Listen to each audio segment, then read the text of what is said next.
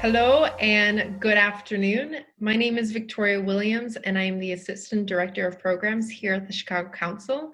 Thank you to you all and especially to the Chicago Council members for joining us via Zoom for a conversation with Secretary Henry Paulson and David Cote on winning the recovery. Today's discussion is part of a new programming series at the Council focused on rebuilding the global economy. We encourage you to check out our website for upcoming events within this series. As a reminder, the Chicago Council is an independent and nonpartisan platform.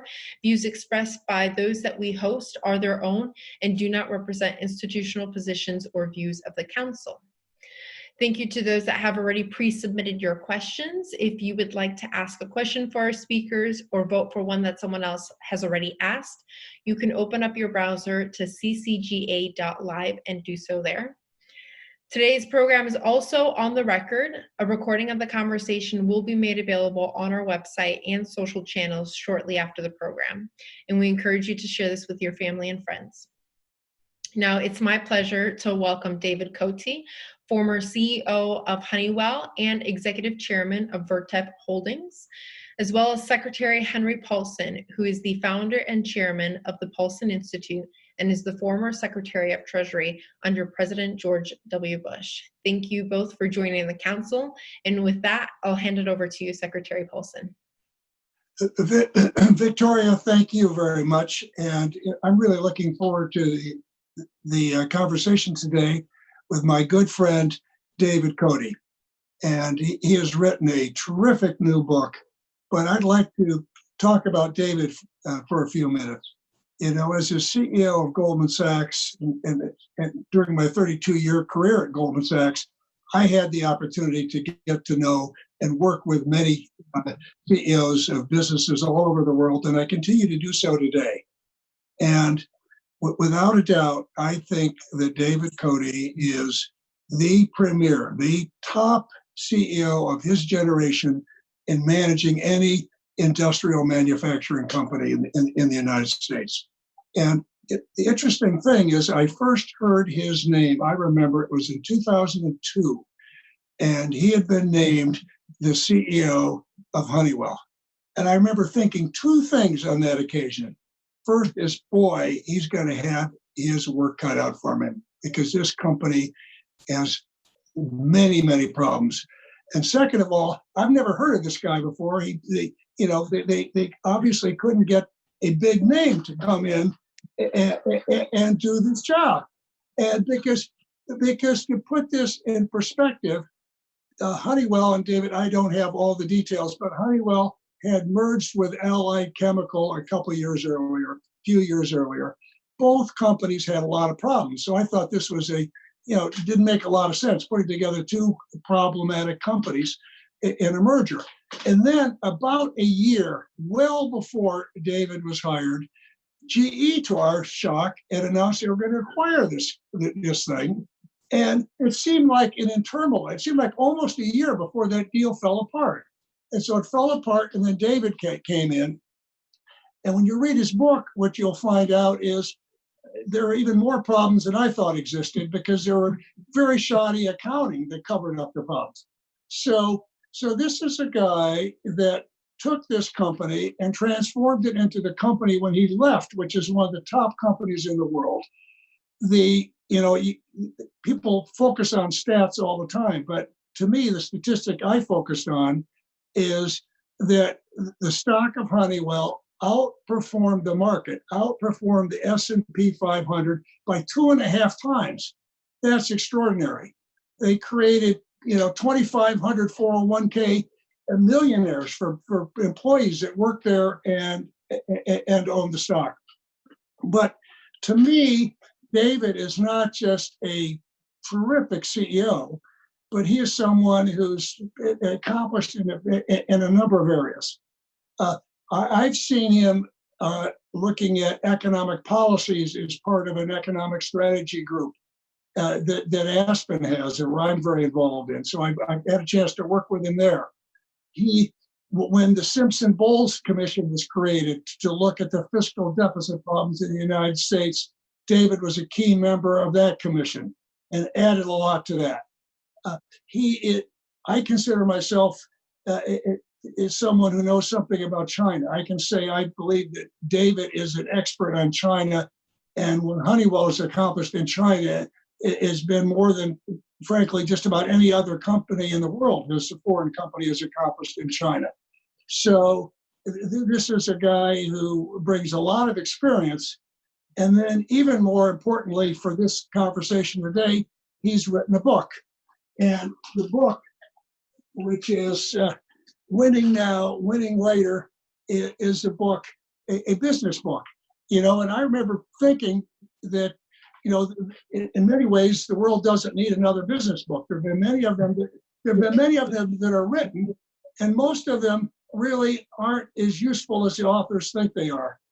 And I think this is, without a doubt, the best business book I've ever read, because it is applicable to anyone at any level of any enterprise or organization that wants to do a better job. And it's got a great set of principles, but it drills right down with pragmatic examples of how to put those principles into action and how to change the culture of any organization to make it performance-based culture. But if you're not in a position where you can change that culture, you can certainly make yourself a better professional. And this book goes a long way to telling you how to do just that. So we're going to have a conversation today. I'm really looking forward to it. And David, before beginning the conversation, I want to, as someone who's written a few books myself, I know it's hard. It's hard to write any book, and it's really hard to write a very, very good book. So I want to know, how did you find this? Was this an enjoyable experience? Was it fun to write on this book? Did you have fun? What was it like? Somehow I get the feeling you know the answer to that one already. Always nice to see you, Hank, whether it's virtually or with a fly rod. Either of those is always fun. The book was actually not a pleasant experience. And I'd have to say it was a lot of work. And it wasn't just a lot of work on the writing of it and the editing of it and the going over and over it, but then you get into the promotional side of it and all the stuff you have to do there to make people even aware, get their attention that you've even done it. Even recording the audio book, which took me 12 hours to do, I was just amazed. I mean, it's a lot of work. I'm glad I did it though, and you play a role here because you were one of the people encouraging me like 3 years ago to say, you really ought to do this, you ought to write it. And one of the things I wanted to do was I felt like, to your point, I'm paraphrasing, but I always felt like most business books would make great pamphlets.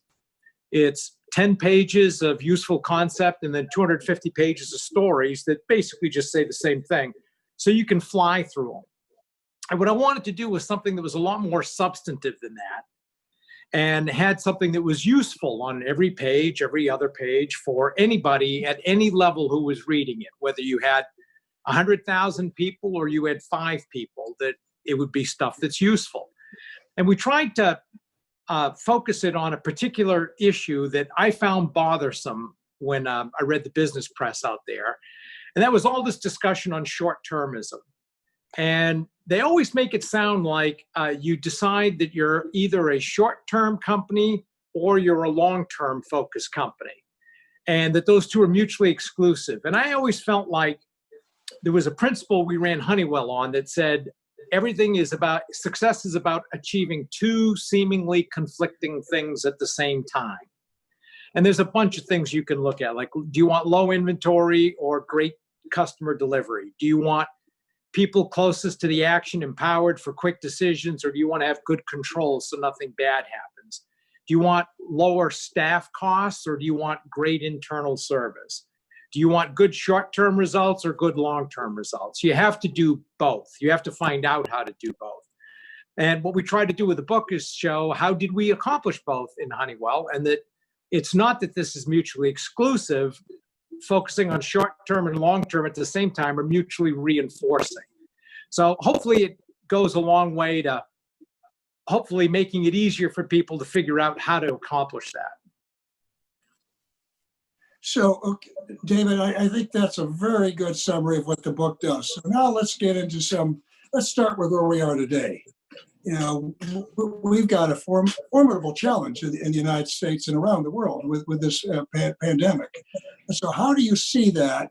And what do you see the challenges are for businesses or any organization as they're looking to reopen, which is going to be the key here to getting through this. So how do you see this right now?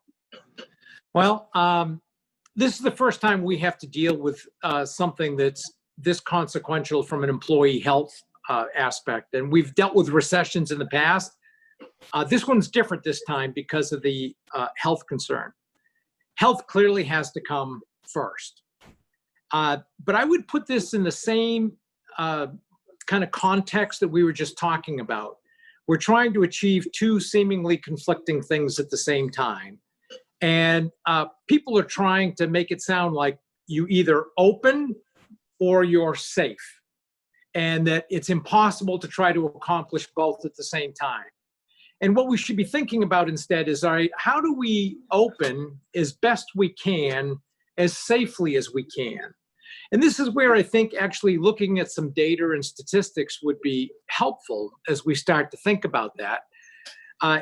80% of deaths, as you know, are people over age 65, my generation. And something like 40 to 50% of deaths have been in nursing homes.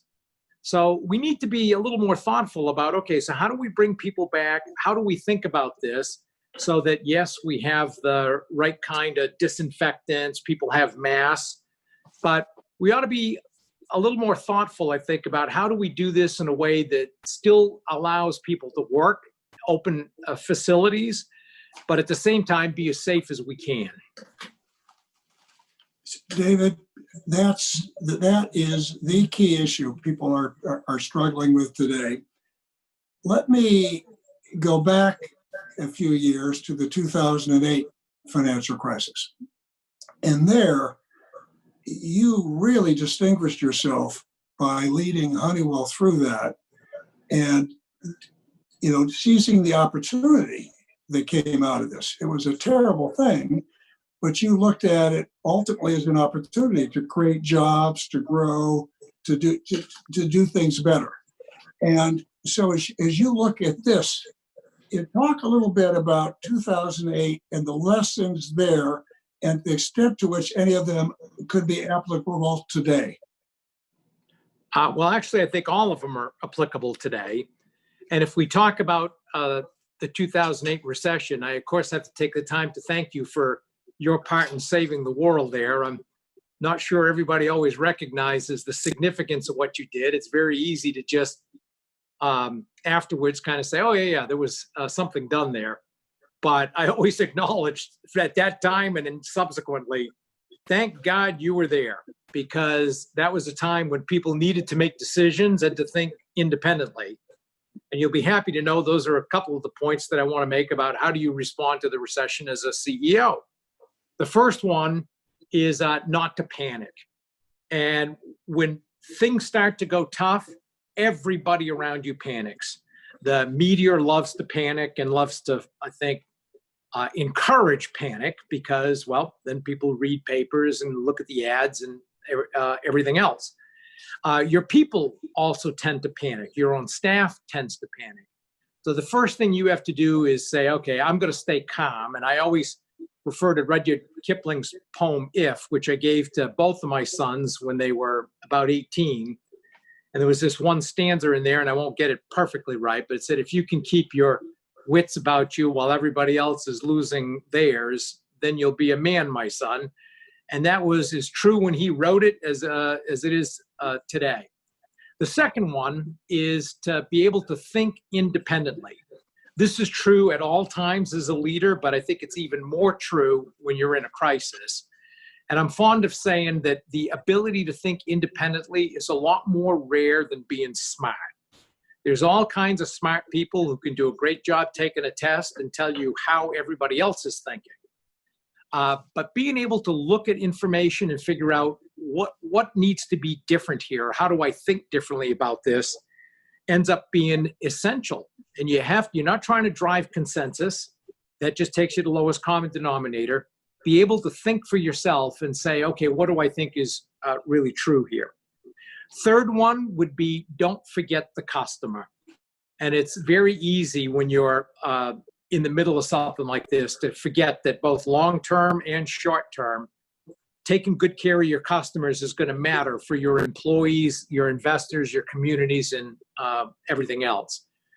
Fourth one, and this is one of the reasons that I think we did so well coming out of the recession, is continue the seed planting that was important in good times. Continue it during the tough times. Invest in those new programs, invest in the process work you were doing, invest in globalization. Don't stop any of that. Find a way to keep it funded. In other words, think about the recovery when you're in the middle of the recession. There's an old saying that says, when you're up to your butt in alligators, it's tough to remember your original goal was to drain the swamp. Well, that's particularly true in the middle of a recession, but you've got to remember that that is still true. So keep investing in those programs.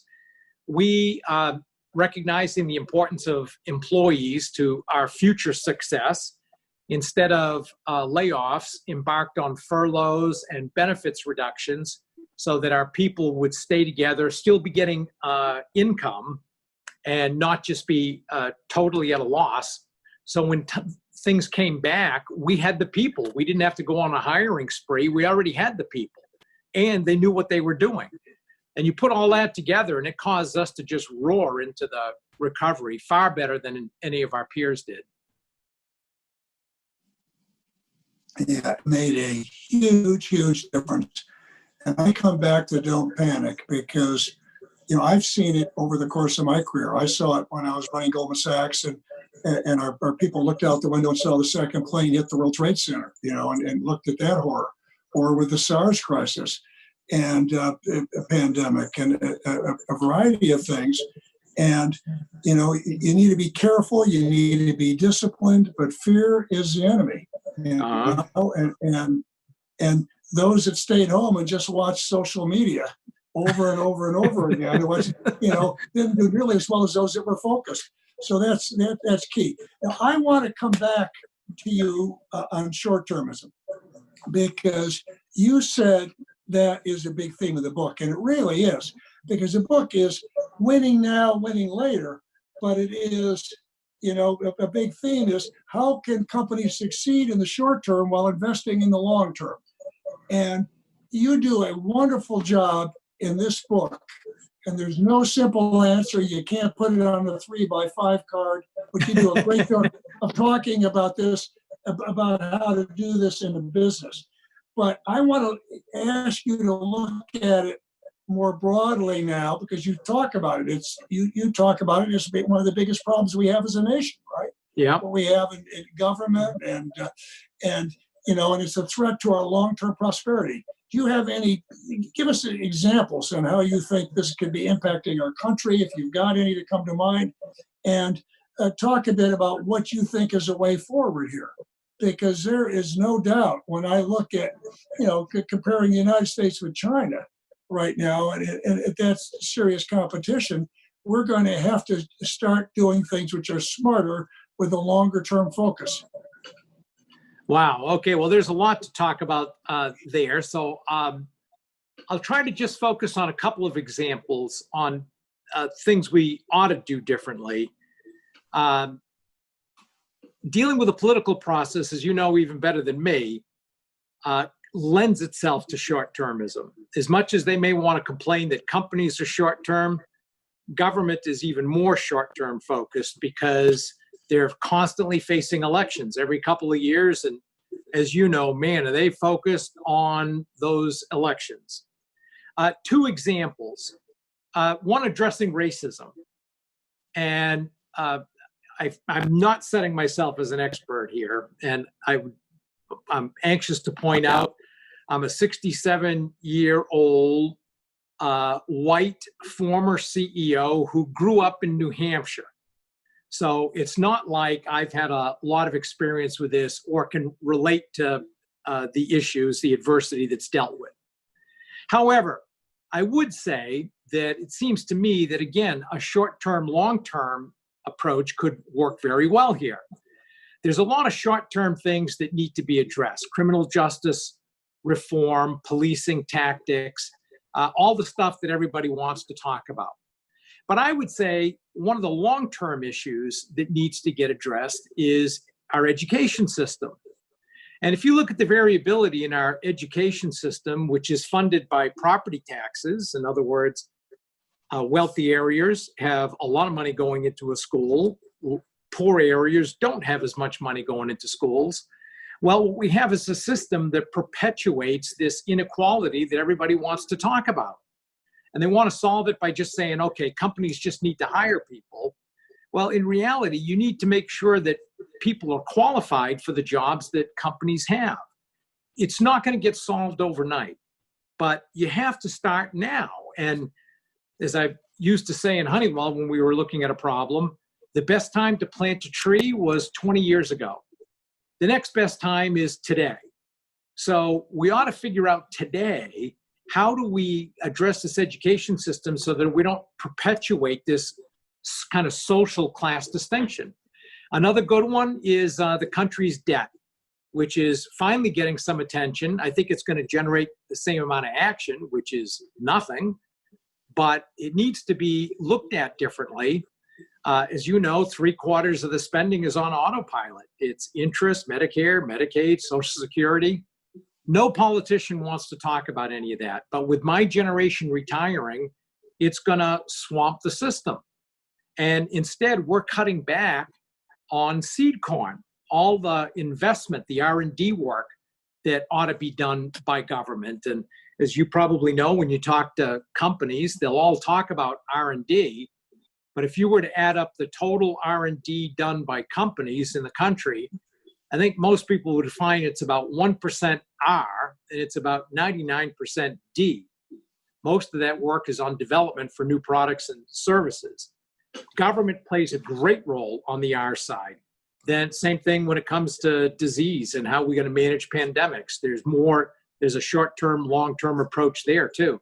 So I don't want to suck up the whole 45 minutes talking about this, but yes, there's a lot of room for that same kind of thinking in government. I can't say that I have an answer right now on how to do it. As I like to say about democracies, we're uniquely suited for putting the traffic light up after the third accident. Yeah. Well, David, I'm going to switch now to global issues. Okay, so we've focused domestically, and of course, one of the things you did so well at Honeywell was build leading businesses around the world. So I'm going to want to talk about globalization, and I'm going to want to talk about China. So let's begin with globalization.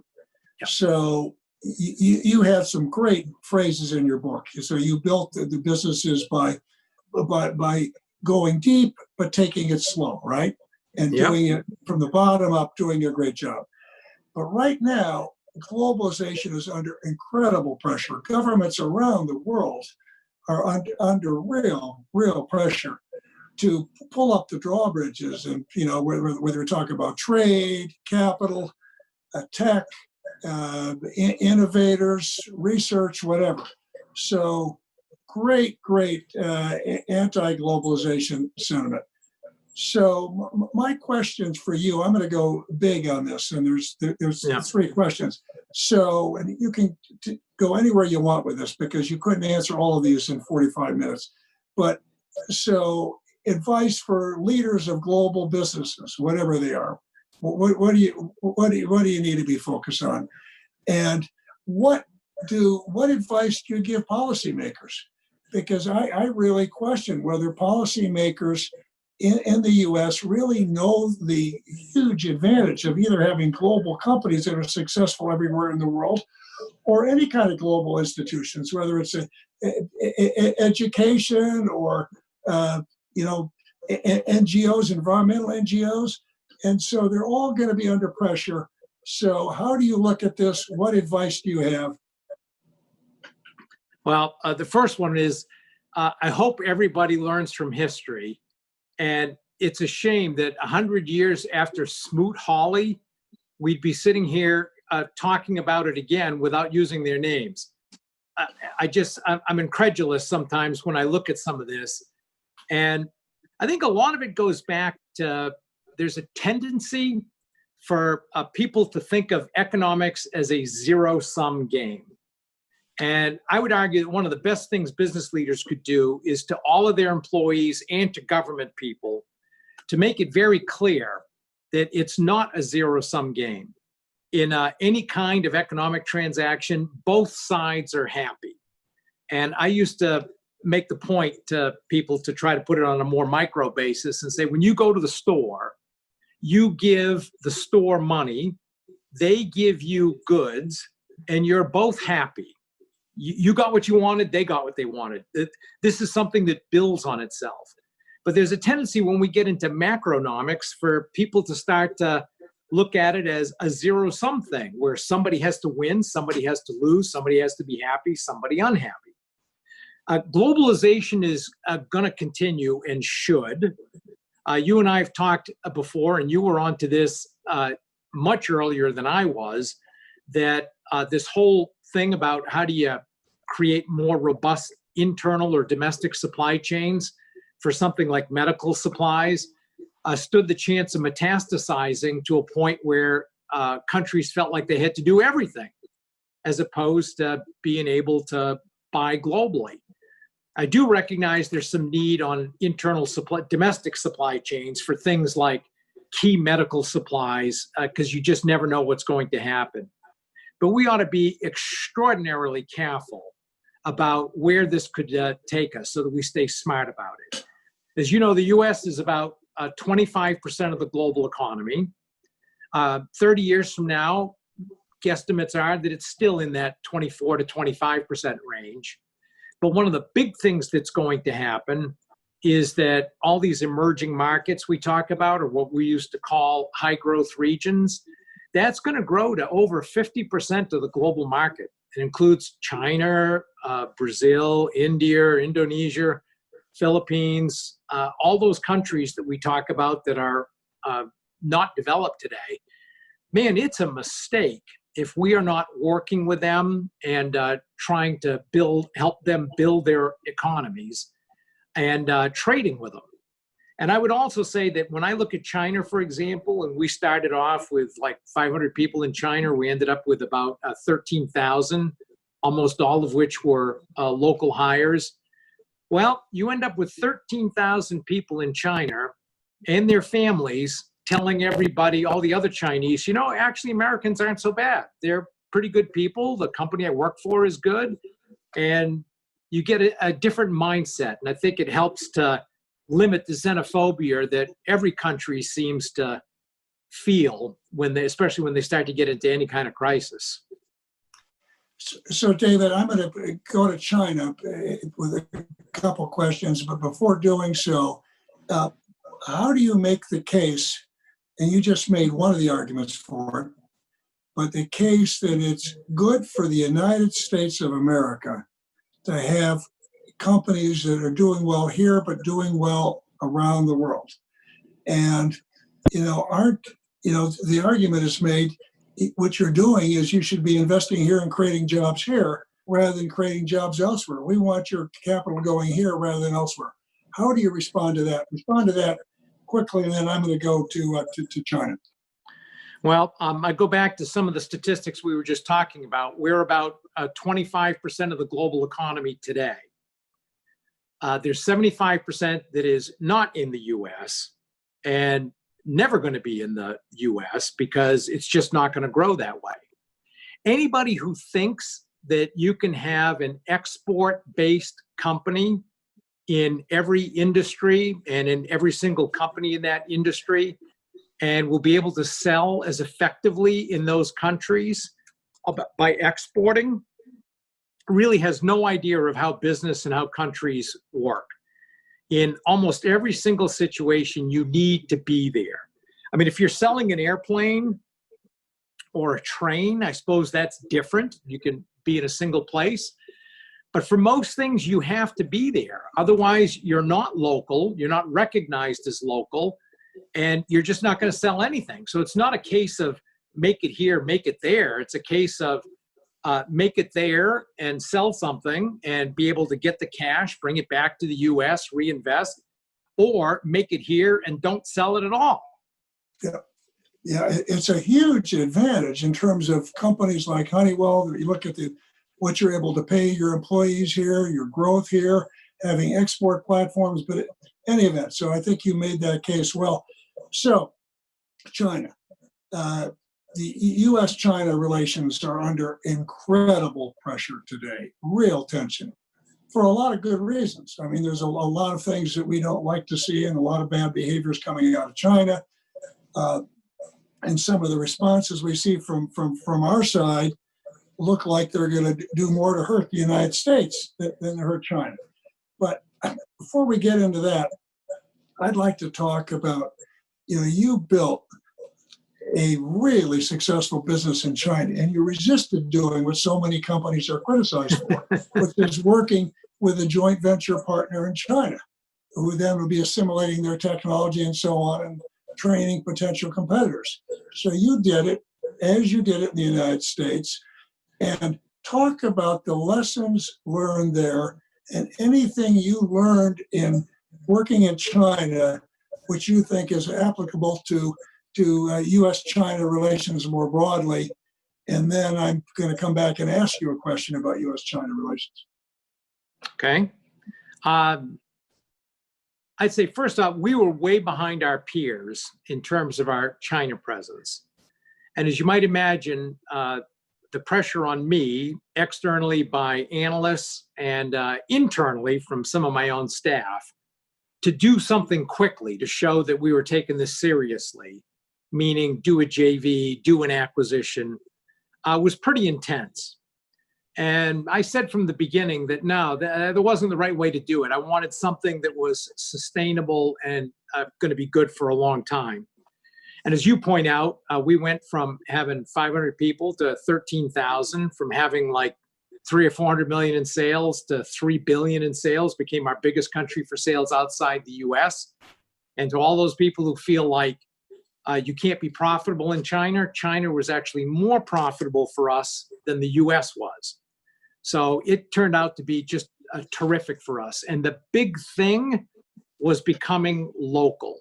We became local in everything. Out of 13,000 people, only 75 were expats, and we were working to reduce that further so that people who would come into the company, Chinese people who would come in at early stage career, they could see, gee, I got a shot at the top jobs here. Those people are Chinese. They're not all brought in from the US or Europe. We gave them design authority, sourcing authority, manufacturing capability, engineering capability, staff functions, general management. Everything was local. It made a hell of a difference for us. And it was one of the things that made it easier for us to recruit employees versus other Western companies, because they knew they were going to get the opportunity to actually run on their own and do their own thing, as opposed to always having to be checking back with France or Germany or the US. They actually got to work it themselves. Made a big difference for us. It became a real moneymaker. So, David, we've got some very good questions from the audience, but before going there to those questions, talk a little bit about how you see U.S.-China relations going forward. You and I have talked about, the fact that, they are a major strategic competitor in certain areas, and they're in many areas they're an adversary in a number of areas. But there it is. It's a pretty dangerous place unless we can figure out how to mitigate some of the conflicts we have. In areas where we're sure to have conflicts, and how to deal with those conflicts and be strong. At the same time, we find other ways to work together. But I'd like you to just, you spent a lot of time there, and you think about it as an American patriot. So how are you looking at this in the years ahead? Well, I've, as you and I have talked about for a number of years, and I think we both see it the same way, is China is the biggest geopolitical challenge of this 21st century for the United States and the world. And one of the things that bothers me is that from a US government perspective, we do not have a strategy for how to deal with China. Now, we did with the Soviet Union, but that was easier because they had a totally adversarial system, totally dedicated to our demise. Easier to come up with something like containment. I don't mean to oversimplify it because it was, I think, brilliant in its simplicity and understanding and implementation, and it worked. But China is going to be a lot more complicated than that because to the question, okay, well, is China a competitor? Are they a customer? Are they a supplier? Are they a partner? The answer is yes, they are all those. And we need to have a strategy that thinks about it that way. Instead, we have all these point-to-point solutions where, okay, we're upset about South China Sea, so we do that there. We don't think the Uyghurs or Hong Kong are treated right, so then we do something there. Gee, there's a lot of students coming here. Okay, we got to think about something there. Gee, we're concerned about cyber. Let's do something there. Nobody takes, and there's more, nobody takes a holistic look within the government, I think, to say, what do we do here? How do we make sure that in this 21st century, this isn't as simple as how do we contain them or suppress them, nor is it as simple as saying, just let it laissez-faire, we'll see what happens. We need a strategy, a thoughtful strategy on how are we going to do this peacefully. We don't have that. And I think it's going to be essential to develop something like that going forward. And it's going to be much tougher than anything we did with the Soviet Union. Yeah, and we're going to need a totally new framework that recognizes today's realities. We really are. Okay, so we have a number of really good questions, and the first one you touched on in your answer on short-termism versus long-termism, which was this systemic racism in the United States, but this question specifically dealt with business because there's been a lot of thought given, a lot of conversation about how business needs to do a better job, what more they can do to combat discrimination and racism in the United States and make sure that there's equal opportunity. And you mentioned that there was, you mentioned the long term, which is I think a huge part of it. So I'm not asking you to repeat that.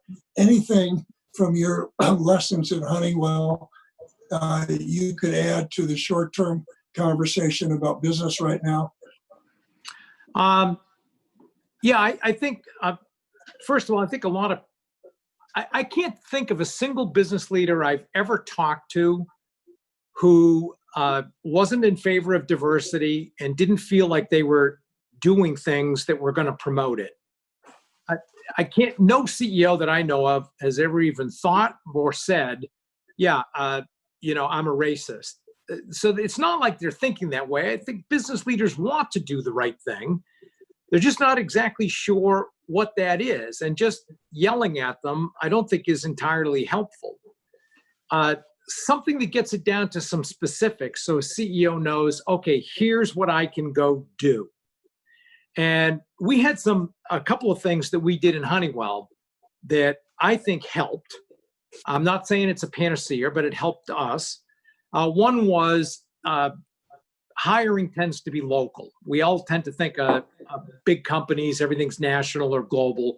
Well, hiring still tends to be local. When you're hiring salaried positions for a plant in Arizona, you tend to go to Arizona University and Arizona State. You just do.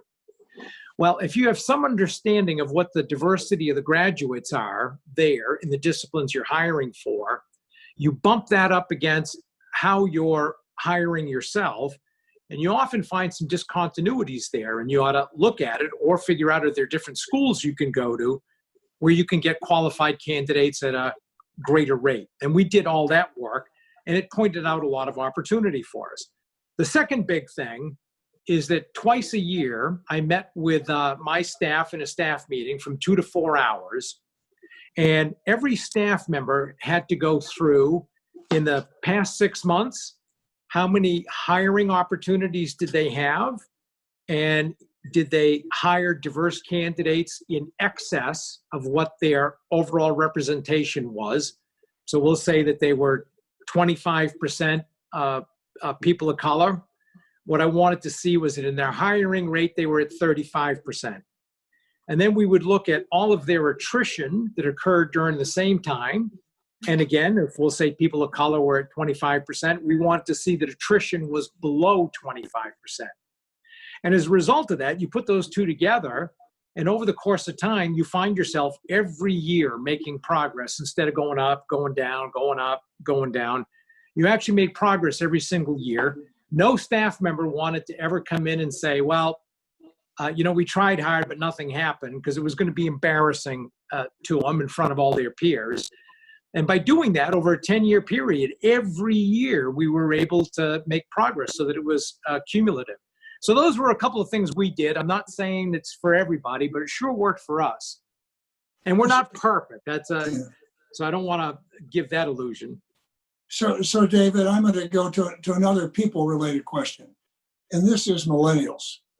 And you had a different experience with Honeywell, as we talked about during the 2008 crisis. But millennials overall, when you take a look at, many of them, left with big college debts. Many of them watched their parents lose their home or lose their job.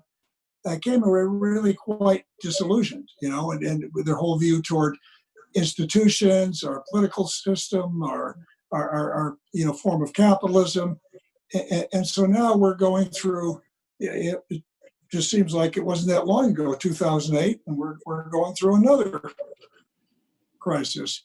And this wasn't induced by businesses or by banks. They were healthy, but the disease shut them down, but there's still going to be an impact. And so what do you think, as you look at this and look at the attitude in this country toward capitalism, toward markets, towards our government, towards business, what do you think that's going to be coming out of this period? And what, if anything, should we be doing about it? I mean, that's a big, huge, open-ended question.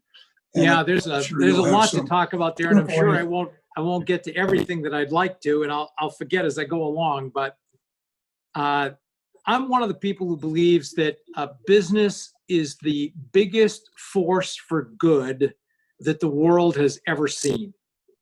Now, I'm sure there'll be people who want to point to something that business has done at various times during history, certain business leaders have done today, and I would say yes, and those things are absolutely true. However, you need to look at the totality of the effect to say, has business been a good thing or a bad thing for the world? And it has been an extraordinarily good thing. Hundreds of millions of people came out of poverty over the last 20 years because of business and capitalism, and what that does to increase the standard of living, because productivity improves. And I'm often reminded, I love this line of Winston Churchill, who I know is suffering his own degradation now, but he had a great line that said, with capitalism, there's unequal sharing of the blessings, and with socialism, there's equal sharing of the misery. And I think it's important to keep that in mind, because, yeah, it was true then, and it's true today. So we don't want to throw the baby out with the bathwater and say, okay, this is all bad, this is all wrong, because it's not. But yeah, if there's things you need to do to take the rough edges off of capitalism, completely agree with that. And when a plant gets moved and 300 people lose their jobs because somebody's agreed, a company thinks they want to outsource something to Malaysia, we ought to recognize that, okay, the move creates an economic benefit for the other 300 million people in the country that's very diffused, so you don't see it, but let's assume it's to the equivalent of 1,000 people. Well, for those 300, we ought to do something to try to make their transition easier and not just say, okay, tough luck, buddy. Hope something works out for you. That's where I've always liked the training programs or the idea of them. I think they could be executed a hell of a lot better. But we ought to think about how do we take some of those rough edges off. Unemployment helps. But to throw capitalism out, I just think is a total mistake. And I'd like to think millennials will realize that at some point. And I hate the stereotyping when we talk about millennials in total or the Chinese in total, because as you know from your own experience, there's a lot of variability within any group about how they look and think about things. And David, just so for others who may not be as aware, that one of the things I'm doing is chairing with Erskine Bowles' economic strategy group, where we've got some of the top former Democrats and Republican policymakers, businesses, labor, and so on. And everyone in that group believes we need to adapt our economic policies and continue to adapt them so more people participate in the success. So we've got different approaches as to how that can be done, but everybody agrees you've got to do it. You've got to adapt it. And coming out of COVID-19, the policies aren't going to be the same. The world is going to change. We're going to have different global institutions. Our economic policies are going to be different. Hopefully they'll be better, and they'll have a more far-ranging effect on the prosperity of future generations of Americans than anything that's happening right during this COVID crisis. So the last question I'm going to ask, because we're frankly out of time, but the last question which came in, which is about the digital economy, the internet. We're doing this virtually, right? And so this was happening anyway. This crisis has accelerated it. What do you think that impact will be on companies, on their IT, on the way they use technology, the way they manage themselves, the number of people they have, space, whatever? Give us a few words on that before we say goodbye to this great group. Well, I'd say 5 years from now, my guess is the allure of working from home will have really reduced. At the end of the day, human beings aren't meant to be working in solitary confinement connected by machines from time to time. There's just something about being able to interact with people, say hi, bump into them in a hall and exchange information or ideas or what about this. So I'm still a big believer in that human beings aren't going to change in that way. There may be, and I mean, how much fun do you have in a Zoom meeting with 20 people on the call if somebody tries to say something funny? It kind of falls flat 80% of the time. And I think most people get sick of saying, "Are you on mute? We can't hear you." It's just not the same. So I think it's one of those that's a little overblown in terms of where it's going to go someday. That being said, in total, the internet, whether it's Internet of Things, how we interact with each other, how we interact with our machines and all our equipment, that trend is another one of those, like I said, with China in the 21st century.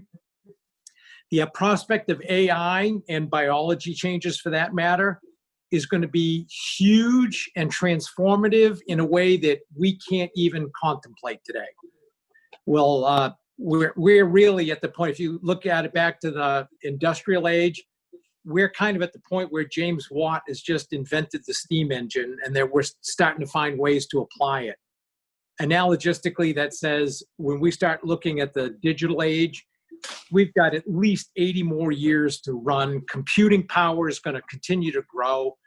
The prospects for quantum computing, which, as you know, Honeywell is in also, are just amazing in what that'll enable. So our world is going to transform in ways that we can't even contemplate today. And for me, this would get back to that point on education. And if we're going to solve inequality long term, we need to solve that education problem so we don't perpetuate class distinction. And I'd love to see a different funding mechanism for education across the country so that we got money to all these kids. And I think back to myself growing up in New Hampshire. I was the first to graduate in my family from high school. I mean, my mom had 2 days, my dad had 6 months, not a lot of role models. But the education system was good enough that I was able to get out of there. If I was a black kid in the same circumstances, what would be the chances that I would be in the job I'm in that I had? Probably pretty slim. So I'm really hot on this topic as one of the solutions for how to solve this long term. Sorry to go on so long, Hank. David, thank you. I hope everybody enjoyed this conversation and listening to you as much as I did. I want to thank Victoria. I want to thank the Chicago Council on Global Affairs. And I want to end by reminding you all, you'll get a link as to where you can buy this book. I'm not generally a book salesman, but I can tell you this is a terrific book. And you'll all, if you read it, you'll get some really useful advice to help you with your career. So David, thank you all. And thank you all for joining us. And that concludes our conversation.